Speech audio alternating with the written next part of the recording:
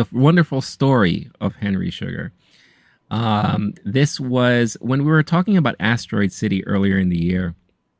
Um, it was kind of I guess both you and I realized at the same time that wait a minute, Wes Anderson's coming out with something else later this year on Netflix, and we're like, what is that? And it's a series of shorts that we found out, and we were kind of like intrigued by it all because it's like, wow, it's rare that you get multiple projects in a year from the same director, especially when one already does a full length feature film, to have something else come out alongside of that.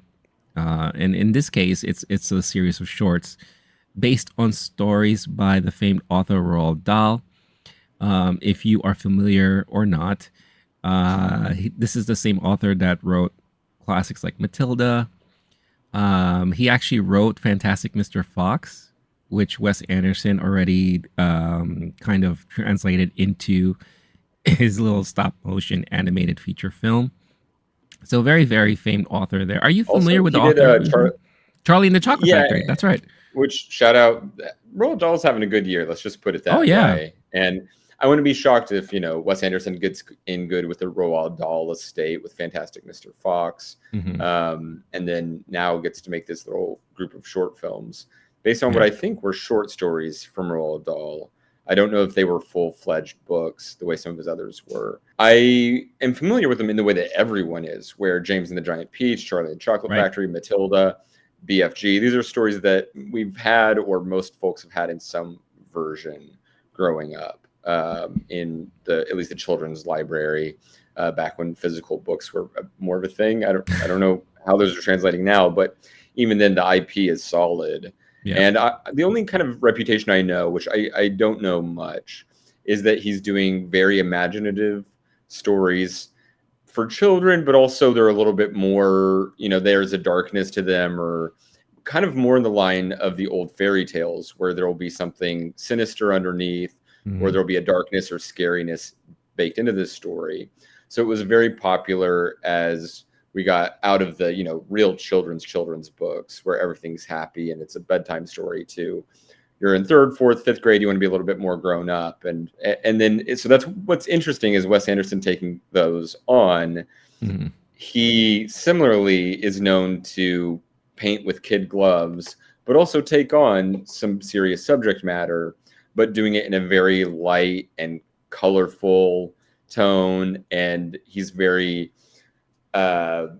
he can be very precious in his storytelling. Right. So it's funny when you watch one of the Wes Anderson movies, it's like you're not worried and nothing bad could possibly happen. And even when there is like, oh, there's danger on the line, or the alien shows up in Asteroid City and it's very cute. Yeah. You don't feel concerned during the movie necessarily. Kind of like the way when you're hearing a children's story, you're like, okay, well, we know things won't go properly dark.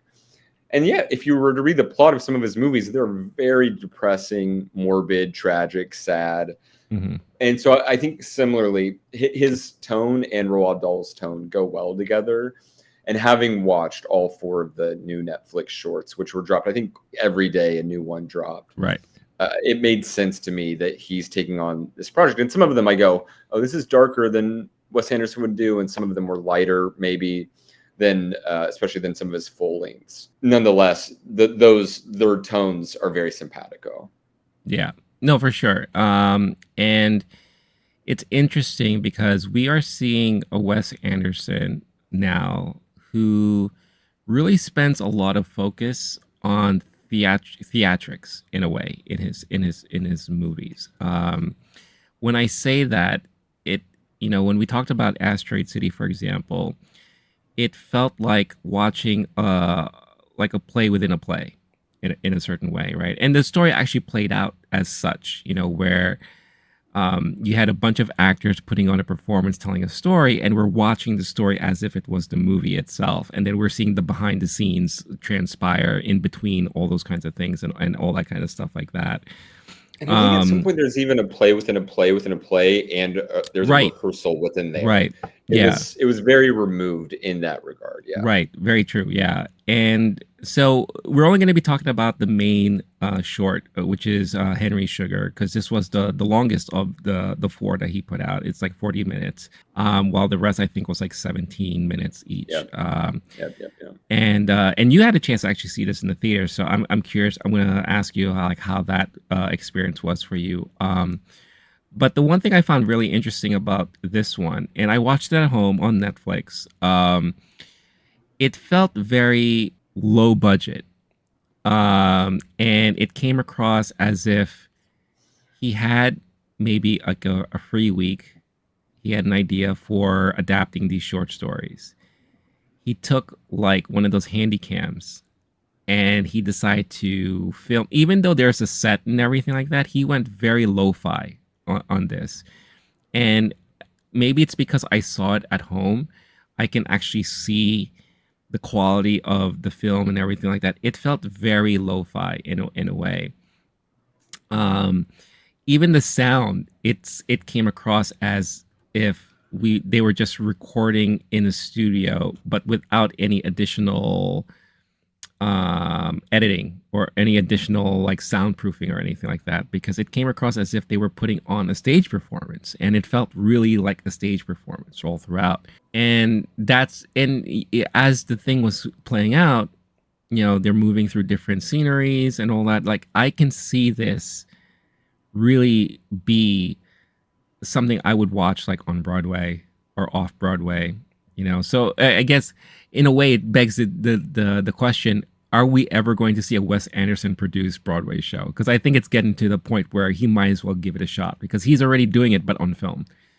And of course on film he has more leeway because he has the ability to do special effects when he needs it and all that. Quick edits whenever he needs to like change costumes out or whatever the case is. But I'm pretty sure there's very creative ways he could accomplish that in a live environment and all. So that was like one of the major things I took away from this. And I think one of the things that, and I'm sure a lot of people, whether you're a Wes Anderson fan or not, you're going to talk about the dialogue and how everything was very narrative. It's a narrative, basically, because you have one person narrating the life of Henry, and then you have Henry reading kind of a narrative of another person, right? And then you have the narrative go back to Henry and all that. So it's like it's changing all these narratives and all. And the way that the narratives come across, or the dialogue comes across, it's as if you have a very unenthusiastic father reading a bedtime story to their kids. And he just wants to get through it. So he's not putting any emotion into it, and he's just being very factual about everything he's reading, right? The small brown fox went into the hole, and the hole was very tiny, and there was the rabbit.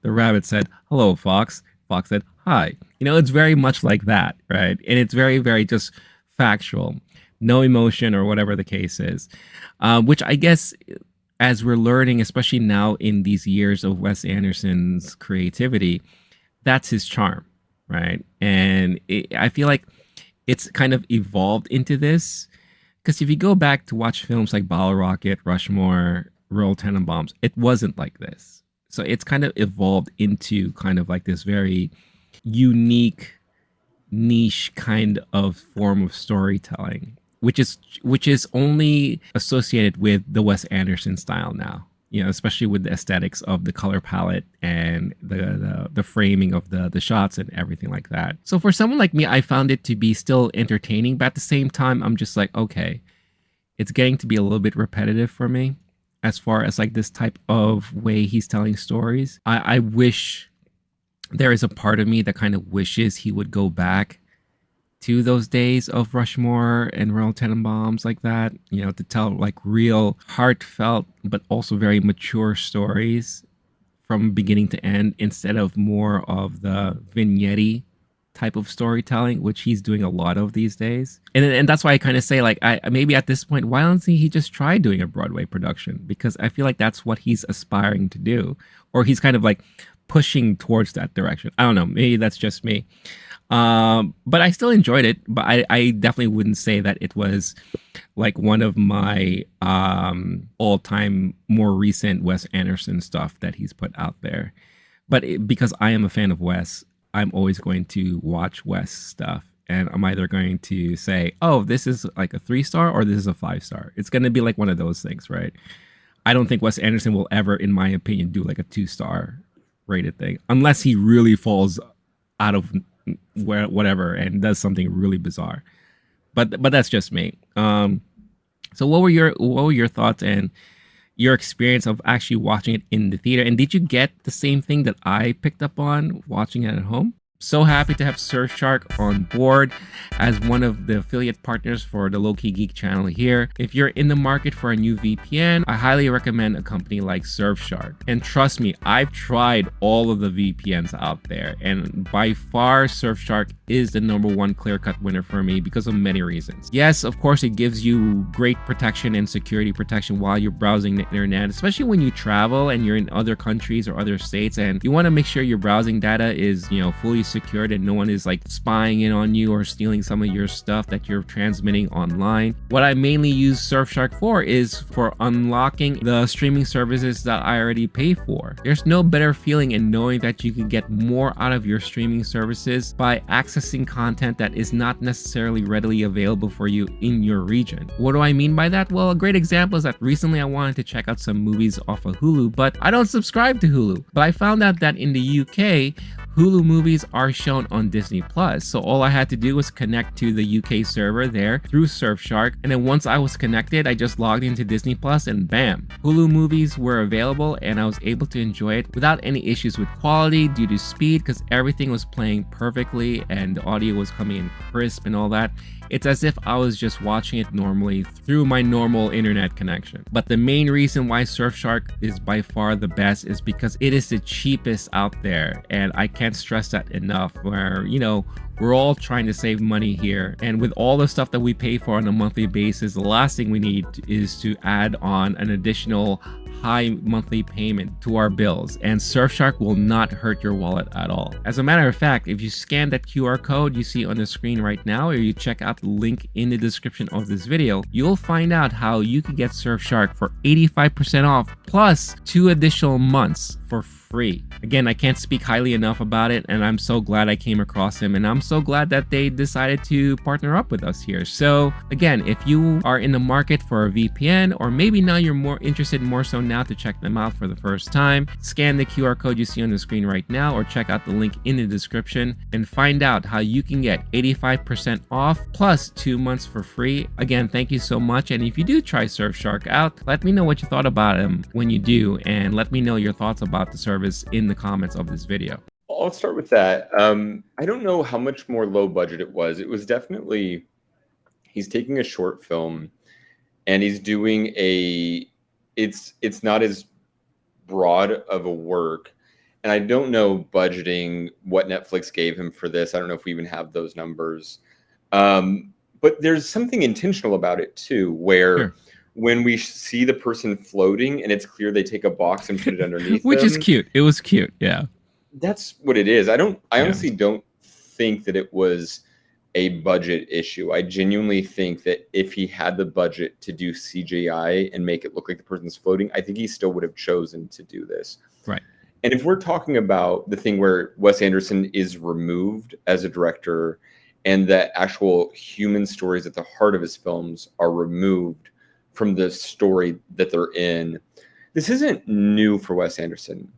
It is something that's been in his movies. I just went through his filmography. Rushmore and Royal Tenenbaums both have actual plays within and theater productions within their stories.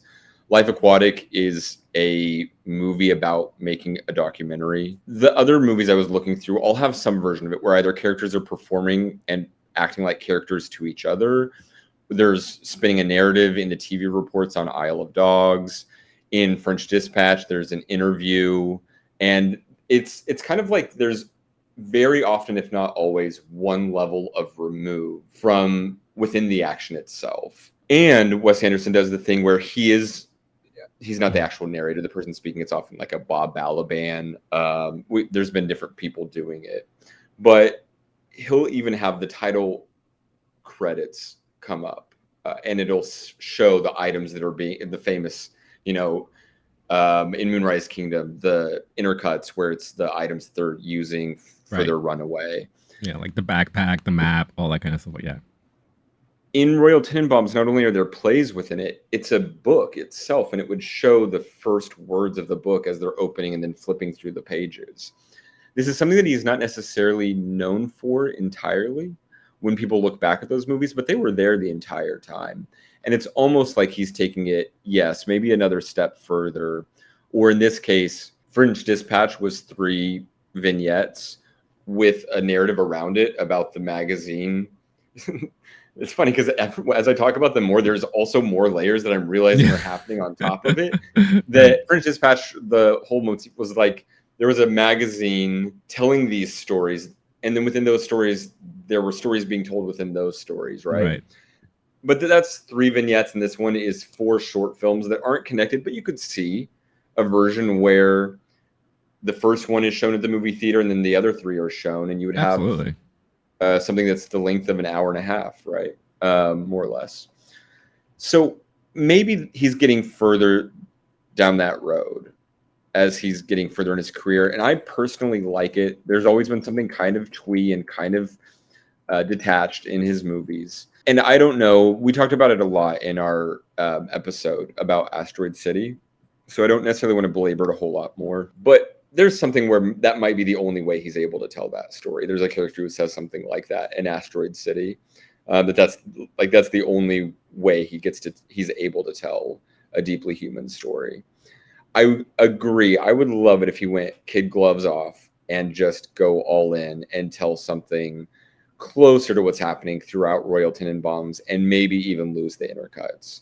That would be an interesting project, and that might be how he gets another magnum opus.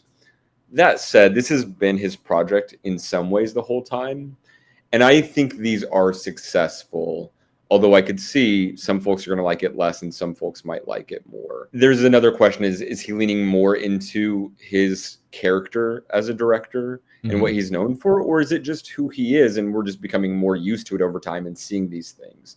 Like when Tarantino puts a foot in a movie now, is he commenting on how Tarantino puts a foot in a movie, or is he just still putting feet in movies and we're all just real ready for it? So we're just like hyper aware of it now, right? And to go back to your original question, this is a short film, so I know we don't need to go into every single aspect of it, and we're not going to talk about the other shorts.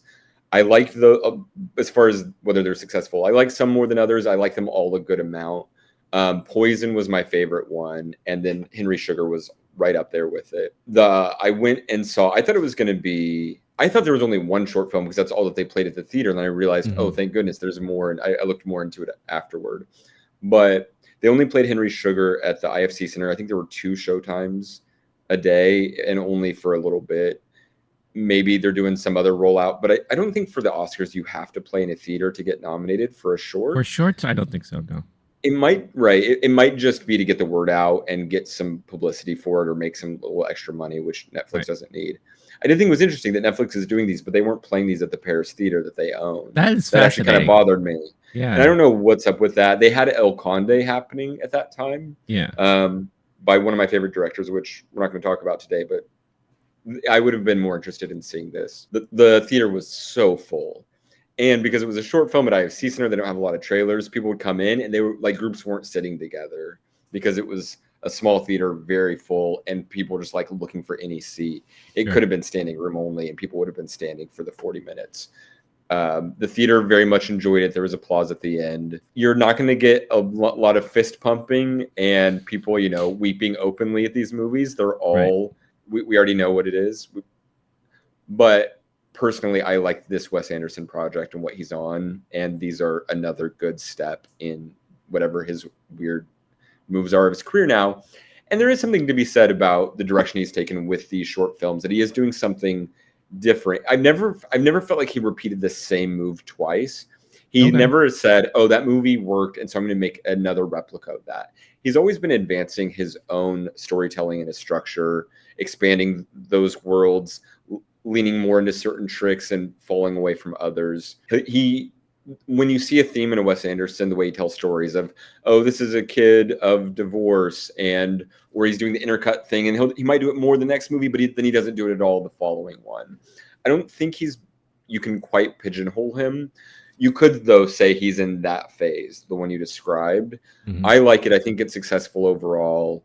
I'm curious where he goes from here, and it's possible at some point he might unshackle himself from whatever his project has been the last few movies, and it would be really lovely if he went just full adult, very dramatic auteur at some point. But for now, this is what we have, and he is getting more into similar like the Roald Dahl thing. It's a more adult, it's cuter in some ways, and it's more sinister in other ways, especially right. A couple of the other ones. The Ratcatcher, I definitely check that one out. It's another favorite of mine. I find it very interesting the way these last few projects have come out. I have a feeling his next move will be very different, and I don't know, but he's worked. It feels like he's worked through something with these, and I'm excited about his career now. But I understand why you're skeptical of these films too. Yeah, and it's more along the lines where it's just like I'm just starting to see repetitiveness in a way, you know, and maybe I'm being unfair because we just saw Asteroid City, right? Yeah. And now we're getting these short films very close to each other, and they do share very similar aesthetics, very similar kind of ways of handling the storytelling and all that. So maybe I'm just like, oh, because it's a brand new thing, I'm expecting something completely different. But that could have been just what he was into at the time. This is the phase he's in right now. You know, kind of like French Dispatch, even though it's closer in similarity to Asteroid City, it's a little bit different from what we got from Grand Budapest Hotel and Moonrise Kingdom, right? So we are definitely seeing the phases of Wes as he's going through his filmmaking years and all that. But it would just be nice because, again, I think one of the main reasons why a lot of people fell in love with Wes was because of, you know, his movies like Royal Tenenbaums, you know, things like that. If we could get more of like that more very heartfelt adult story that, again, it doesn't feel very vignette-y. Like it has like a thorough storyline, a through story that does involve the same group of people or the same person or the one main subject matter, you know, and all that. But again, it, you know, that doesn't mean that I'm not liking what he's doing right now. It's fun. It's definitely fun, and it's nice to see. I'm not surprised your experience at the theater was what it was because, again, we are in New York. It is the IFC, right? So you're going to have a lot of Wes Anderson fans, I'm sure, rushing out to go watch that and showing their support. That sold out so fast. I'm sure. Yeah, I'm sure. Which is great. And again, it just goes to show you again that even though they knew it was coming out on Netflix, they rather go out and support it in the theater, as you know, as anyone should. But I mean, we are living in different times and all that. I guess one of the last things I'll say about this is, you know, with what we're getting from him now, would you? I mean, let's say all of a sudden he just announces one year, it's like, hey, for a limited time for 3 months, I am doing a off-Broadway show. And it's gonna be XYZ or whatever the case is. I mean, you would totally be into that, right? Yeah, of course. One of the Coen brothers has actually been doing that, and I think that's interesting. Oh, that's right. You're right. Yeah. And I'm so mad. Instagram gave me an ad for I think it was just that Coen brother. And I looked and the tickets were very affordable. I was like, I'm going to bring all my friends. It was in LA. I was like, God. Oh, yeah, they do that sometimes. Yeah, that's right. Yeah. But anyway, yeah, of course I would do that. I would love that. That said, he is such an incredible filmmaker. Mm-hmm. I would rather him do this where, yeah, there's something kind of like it feels like it's on a stage set. And there's something where there's the narrator where Dev Patel, I think, did a great job with his line. He was really good. And then, of course, Ray Fiennes is going to do the thing where he's saying something and describing something in real time, and then Dev Patel is going, and then I said, and says the thing, and then he said to me, and then here's the line. Those were very well done. He used a lot of people he hadn't used much before, if at all. I thought Benedict Cumberbatch was a great person to have. Dev Patel did a fantastic job in multiple of these shorts. But overall, as far as him, I would rather him do more movies, even if it was a stage show of a movie. That's more interesting to me, because I wanted him to keep going through and making more great movies, because then you also get to rewatch those, and that's my only beef with Broadway. It would disappear, and even a recording of it isn't the same. I just think, I guess for me, it would be so fascinating just to see him do what he does currently in movies on a stage production, because it does go hand in hand, right? And I can only imagine the creative ways to achieve those kind of transition shots that he does in a live environment, and we've seen off-Broadway productions do amazing stuff with their creativity when it comes to stage sets and all that. So it'd just be really fascinating to see. But yeah, no, I agree with you. Dev Patel was amazing. Benedict Cumberbatch fits within the Wes Anderson mold, which is one of the conversations we had about Asteroid City, especially like with someone like Steve Carell, who I didn't feel like fit in that. Benedict totally fit in that. Dev Patel, I think totally Kingsley, fit in that. great job. Yeah. Richard Ayoade, is that how you pronounce him? The guy from the IT crowd. Oh, he did so good. Yeah, this is some of my favorite casting of his, especially since he reuses a lot of the same folks. This was interesting. Yeah, it was really, really good. And I didn't see the other one, so I don't know how Rupert Friend did, but I will find out. Solid. Yeah. Cool. Honestly, they're all worth it, and those other ones are 17 minutes each. You're looking at another 40 minutes, basically. Absolutely. Full recommend. That one, The Swan with Rupert Friend, seems to have gotten a lot of good reviews. It wasn't my favorite. If I were to rate them, I'd probably go Poison, then Henry Sugar, then Ratcatcher, then The Swan. But also, I could flip basically any of those at any point. The Ratcatcher has the worst reviews, but the subject matter is kind of upsetting. It's a guy who takes the job of being a rat catcher too seriously. Okay. Watching Ralph Fiennes be a rat catcher who says like, oh, you have to think like a rat and act like a rat to catch the rats. And then you see him doing little things with his teeth and his hands. And you're like, God. He's acting. It was freaky. It was so good. I really liked it. But I could see him totally pull that off too. So good. Yeah. He's playing such different characters throughout these stories. That character is so different from his main one. And we also haven't seen him be a schlubby, he's the hunched over writer with a cardigan on as not really the narrator. Is he playing Roald Dahl, or he's playing the writer of these stories or something? Like the super narrator, and then there's a narrator within that, and then there's narrations under that within some of these stories. But I may have gone one level too far. I get lost in those things, but that's how it goes with these. But nonetheless, it's very different from his Grand Budapest character, right? Where he's the most buttoned up guy. Right. It was cool to see. That was another thing, and I'm glad you kind of mentioned it.